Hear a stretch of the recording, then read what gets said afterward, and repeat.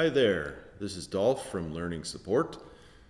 I wanted to make sure to do a video version of this presentation for several reasons. There were some people who could not be there at high school level meeting when I attempted to present all of this yesterday.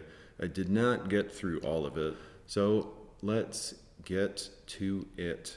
The conversation of grading has been placed on the table a couple times in the past year and a half and really hasn't been dug into. So I assigned myself this research project. So the big question is, what do we want grades to do? The common things that you hear, that they're meant to communicate progress, provide feedback to students on how they can improve, to motivate them to try harder, and I'm sure there are other things as well. Content warning. The next few slides feature an extended analogy illustrated with images of industrial processing of beef. If you do not wish to see such images, please look away now, and I will inform you once the presentation has moved past the images. What other kinds of things in our society get grades? Antique coins, diamonds for their color and quality, and yes, beef. What does a D grade mean? In the context of this cartoon, the D is a big question mark.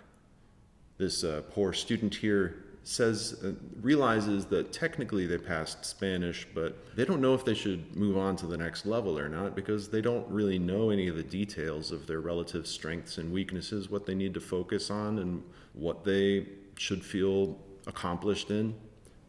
This is also a D grade. In some cases, one could say a D means, well, it won't kill you immediately. It might be a passing grade, but you should still question it, like this beefy 5-layer burrito from Taco Bell. The origin of formalized exams to determine whether a student passed their studies is credited to Harvard University in 1646. So before this time, there were no praxis exams, there were no final exams that you had to perform well on in order to get your degree or your licensure. The origin of formal grades is often credited to Professor Ezra Stiles of Yale College at the time in 1785, and his ratings of graduating seniors in 4 buckets from supremus to pejorus, best to worst, literally. The first letter grades, the most recognizable predecessor of what we have in most places now, were introduced at Mount Holyoke College in 1897. As you can see, there are some slight differences from what you might recognize most easily. D is passing, E is failure, and then X is incomplete. So, despite being designed to rate higher ed students competitively with an eye toward job placement, by the 1940s, the A through F letter grading system and the 100-point percentage scale had become the dominant system for all schools, elementary and up. The appropriateness of it is for us all to question. The same letter grade is used to promote someone from a student to a doctor as is used to promote a 3rd grader to a 4th grader. These systems have gone largely unchanged for almost 80 years. If you're old enough to remember the TV show The Wonder Years, there's this scene where the best friend character, Paul, is talking and saying, getting a B is like kissing your sister. Getting an A was a sigh of relief, and then getting a B was the beginning of disappointment, threat of not succeeding. But what does the formal research out there find is actually true about traditional grades? Traditional meaning A through F or percentages. That they lead to increased anxiety. They're largely meaningless information for stakeholders. They do not communicate progress towards specific learning standards, and that they can be actually demotivating and backfire. Now, alternative grading practices. When I began this research, this was my search term. Grading practices that engage students in striving to achieve mastery of course learning outcomes with multiple feedback and revision opportunities rather than a compilation of academic and non-academic factors. Behavior, work habits, work completion rate, attendance. What is standards-based grading? A system of assessing students based on the mastery of specific content and skill goals based on a well-defined scale that details the necessary criteria. Another very brief definition, a system that separately reports learning goals from work habits. I mean, the standards-based grading definitions pretty much parallel exactly the definition of just alternative grading practices. And turns out there are quite a few names out there for this philosophy. Mastery grading, competency grading, specifications grading, criterion referenced grading, they're all pretty much the same. An oversimplified analogy of the big difference: traditional grading, meaning assigning a single letter or a percentage, is like just looking at the scoreboard and nothing else. Standards-based grading really gets into the details of what the student's strengths and weaknesses are. So this diagram has too much information to go into right now. I'm happy to send you the slides if you want to look in more detail at this. Where this presentation is going to focus, where it says based on learning goals and performance standards, that's mostly the focus of this presentation, is what are standard. When we talk about standards-based grading, what does that mean? It doesn't mean the same thing as standardized testing. So, clarification. In most cases, the use of the word standards refers to the Common Core state standards for learning. This is a massive collection, slightly different state to state, of learning objectives for courses that you may see in your schooling career: visual arts, statistics, social sciences, and beyond. These have all been developed at the federal and state levels. They're highly specific, hopefully measurable, sometimes with some creative decision making of how they'll be measured, targets for learner outcomes. What do you want your students to come away with and carry forward with them into the rest of their lives when they leave your classroom at the end of a semester, etc.? To illustrate just how specific these sorts of learning standards are, here are some examples. A visual arts standard: collaboratively develop a proposal for an installation, artwork, or space design that transforms the perception and experience of a particular place. That could mean a lot of things. It could mean landscape architecture. An economics standard: analyze how scarcity and incentives influence the consumption choices for goods and services made by different individuals and communities, and evaluate the role of scarcity, both from nature and human-made.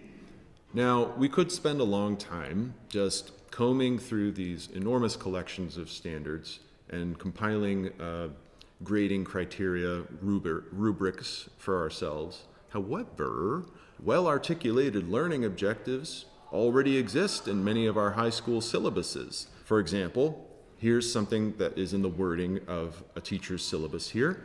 In their own writing, students will focus on the correct piling up of clauses to form convincing long sentences, as well as the concept of branching left or right. Another one: students will write descriptive texts of the animals discussed that day. These texts should depict the relationship of each group to their natural habitat as revealed by their sensory organization, limbs, teeth, diet, and other salient characteristics of the group, phylum, class, order, etc. Highly specific, content-oriented, easy to determine whether a student is in the work that they give you, easy to determine how they are performing towards that objective. These excerpts both describe objectives for writing. We could also reword them as learning objectives in a more metacognitive sense and allow for freedom in what sort of modality the student opts for in the way that they demonstrate their understanding, their learning, their proficiency at the objective. I love this cartoon. A learning standard can be phrased, as I was just saying, independent of a particular modality or with flexibility for how students demonstrate that learning.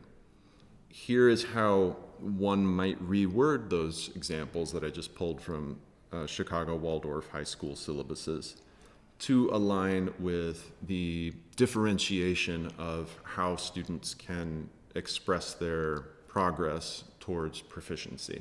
I've taken those same examples of language from current syllabuses, and I've substituted some words and phrases to unrestrict them slightly in their own formal compositions, written works, speeches delivered in class or recorded, or other structured verbal expressions. Students will focus on the correct piling up of clauses, etc. Or, with the other one, students will describe the animals discussed that day. These descriptions should depict the relationship of each group to their natural habitat, etc. I imagine that if we were to align assessment practices more with fundamental learning objectives inherent to the curriculum, and less so with an ideal product, it would likely become easier to accommodate and effectively modify workload and performance expectations for students with diverse learning needs. As it is now, when it's indicated on a student's accommodations that they should be receiving a reduced workload, it can be really difficult to figure out what that means. But if we know where their relative strengths and weaknesses are, the decision-making of what to reduce becomes much more efficient because we have this sort of running diagnostic information of what they're progressing towards and what they are kind of stuck on. It's pretty easy to find schools using standards-based grading today at the elementary and middle school levels. And ironically, or well, counterintuitively perhaps, at the college and university level, there are a lot of professors making this shift towards measuring proficiency at standards over assigning omnibus or cumulative one-dimensional grades. High schools are the frontier and the most resistant to adopting standards-based grading. We can speculate on the reasons for that.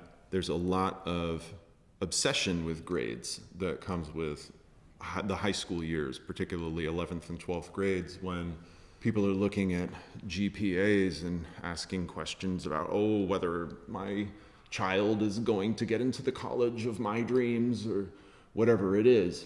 And so making these shifts is perhaps the trickiest for cultural reasons and also the most important. Here is an example. It was hard to find examples of high school standards-based grading report cards, but here's one example from 10th grade English. So it has standards, it has proficiency ratings at each one out of a scale of 4.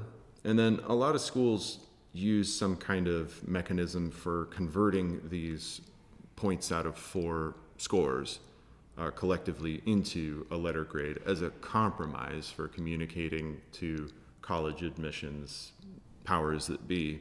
The holy grail, perhaps, pardon the expression, of where standards-based grading could go is for end of high school transcripts to be standards-based so that they communicate far more nuanced information to people making decisions about college acceptance. There is a growing consortium of high schools coming together and insisting that colleges accept standards-based report cards from them and not A through F traditional GPAs. So not even doing the conversion to traditional letter grades. And I believe they're called the Mastery Transcript Consortium, something like that. It's an attempt to build and leverage collective bargaining power towards making this systemic shift. This is a 10th grade physics report card. I think it's very funny, this one. I just picked it because I thought it was curious that they use this 5 through 10 scale. There's no number 9 or 7. It's still 4 levels. But why they use these other numbers, I can only guess.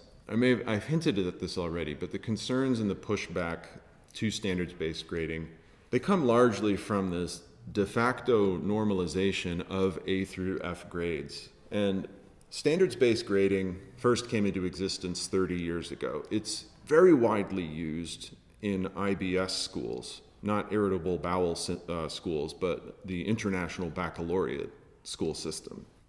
People say the same things. They've been saying the same things for 3 decades. This is going to hurt students' college prospects. How are we going to incentivize students to do their homework if the only grades they're receiving come from the most recent evidence of their proficiency towards the standards? This is too much work for us teachers. Parents are never going to understand. These report cards are inscrutable. The students who currently get A's purely by effort and work ethic will now get lower grades, so they won't be able to pad their transcripts. And the bright slackers will now get easy A's even though they put in no effort. We all know these students. Some of these concerns, they're absolutely valid, and they do come true when standards-based grading is first implemented. It is called in the research literature the implementation dip, this phenomenon. But the long-term benefits absolutely cannot be ignored. Research literature documents very clearly that standards-based grading is correlated strongly with growth mindset, a clearer focus on learning with consistent goals to reference, clearer communication for all stakeholders, teachers, students, parents, of what is being learned and whether students are learning it. And the research finds that increased intentional use of formative assessment means students' needs are easier to identify and address, to target instruction to where the weak spots are. I would say the most profound and the most important finding in research is that school experience with standards-based grading leads to increased self-efficacy. What is self-efficacy? It is confidence and willingness to choose challenge over the easy road, to be inspired by challenge, to persist in spite of difficulty, to have a solutions focus, to feel good about your work. In its essence, it's just believing in yourself. This past Monday, I created this questionnaire and I gave it out to high school class sponsors. Not everybody felt that they were ready to administer such a thing to the students. That's fine, but the 10th grade class sponsors ended up giving it to their students. And there were some really interesting things that came back. The lowest rated statement, so the questionnaire, if you didn't see it, was made up of 10 first-person statements, and then the students had to rate them for themselves anonymously on a scale of 1 to 5. 1 being no, not at all, I do not agree with this statement, and 5 being yes, completely, I could not agree more. The lowest rated statement of the 10 was, if given a choice between 2 assignments, I would choose the more challenging option if it were the most interesting to me. That was rated on average a 2.9 out of a possible 5. The second lowest rated statement was, I care more about the knowledge and skills I gained in a class than I care about the grade I received, an average rating of 3.15 out of 5.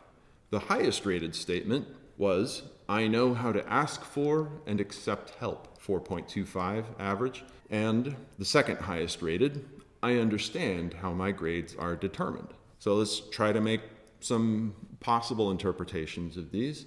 This is very crude information and not very nuanced.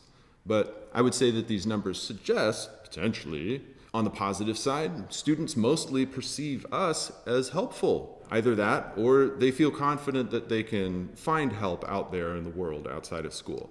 It seems that the current grading criteria are clear.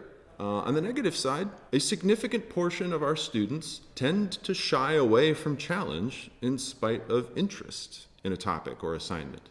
Within the numbers of that, there was definitely the most dramatic spread between those who rated it high and those who rated it low. 5 of the students who took this, out of 20, rated the statement about choosing challenge over over the easy road rated it no, not at all, as in a 1. And 4 people rated it not so much, a 2.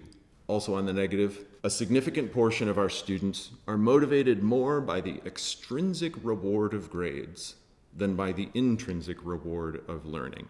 In other words, for too many, earning is held above learning. This quotation comes from the article about AI that Christina distributed to us faculty near the beginning of the year. What, again, is education? The non-coercive rearranging of desire. Non-coercive. Oftentimes, A to F and points out of 100 grades are granted or withheld in a manner amounting to a system of rewards and punishments intended to shape students' behaviors. The definition of coercion is the practice of persuading someone to do something by using force or threats.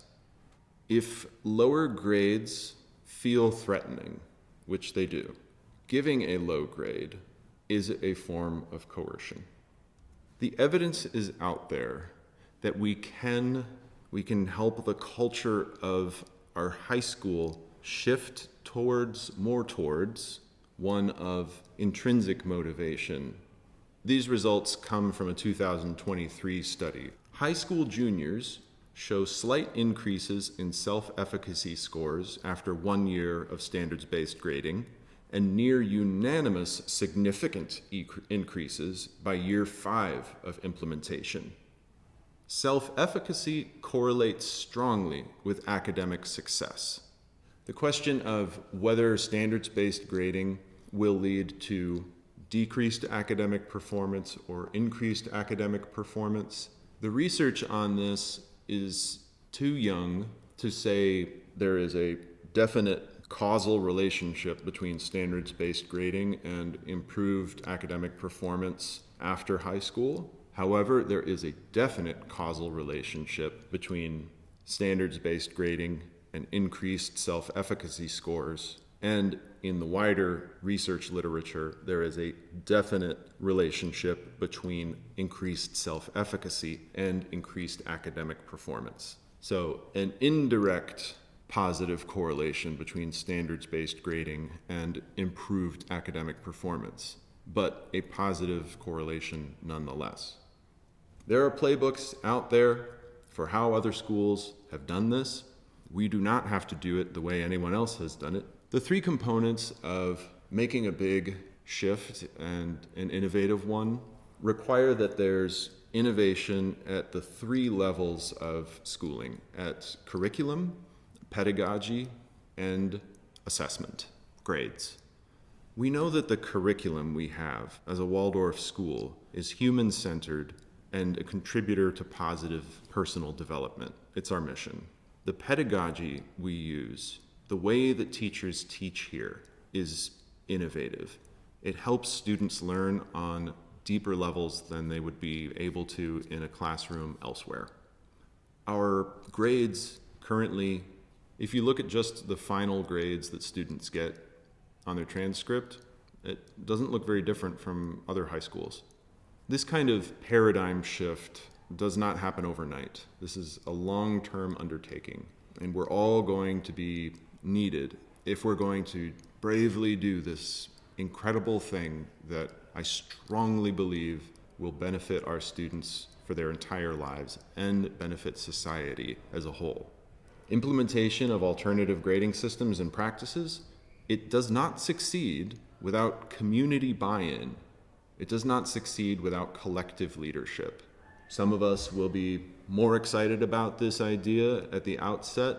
We will find what we find in incorporating elements of standards-based grading. We will bring those findings to the rest of the group, and we will work as a community toward consensus. And we will involve the students in this conversation. And we will communicate these explorations to parents, because our community is the synthesis of students, school, and families. And we need all of them to really make this work. We need collective leadership. This presentation is meant simply to be an introduction to this practical and philosophical shift currently underway in the world of education, and an invitation to explore together. I had an activity I was hoping to have the chance to get to. I had a collection of standards that I sourced from the state and federal documents across a wide range of disciplines, and I was going to have people look through them, maybe in teams, and try to craft some potential language for a more Waldorfian standard version of it. For inspiration, I was just going to put this picture up on the projector screen and leave it there. I'm wondering how many of you looking at this picture know who this is. I'll give you a very big hint. She is reading in this picture. If you're not going to print out the slides in handout form, I'll just read these standards to you here. This will be a very dry and boring end to this video, but maybe you're the kind of person who finds listening to the wording of standards entertaining. Feel free to stop it here, but I'm just going to read these off so that I feel the sense of completion that I need to ease my own anxiety about making this presentation in the first place.